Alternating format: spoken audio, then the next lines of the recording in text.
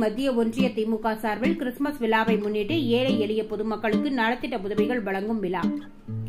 அரக்கோணம் ராணிப்பேட்டை மாவட்டம் நெமிலி மத்திய ஒன்றிய திமுக சார்பில் கிறிஸ்துமஸ் விழாவை முன்னிட்டு ஏழை எளிய பொதுமக்களுக்கு நலத்திட்ட உதவிகள் வழங்கும் விழா கோடம்பாக்கம் கிராமத்தில் நேற்று நடைபெற்றது.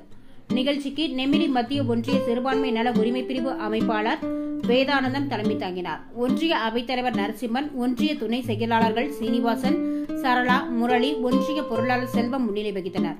சிறப்பு அழைப்பாளராக நெமிலி மத்திய ஒன்றிய கழக செயலாளர் SGC பெருமாள் கலந்து கொண்டு 200க்கும் மேற்பட்ட பொதுமக்களுக்கு நலத்திட்ட உதவிகளை வழங்கி சிறப்புரையாற்றினார்.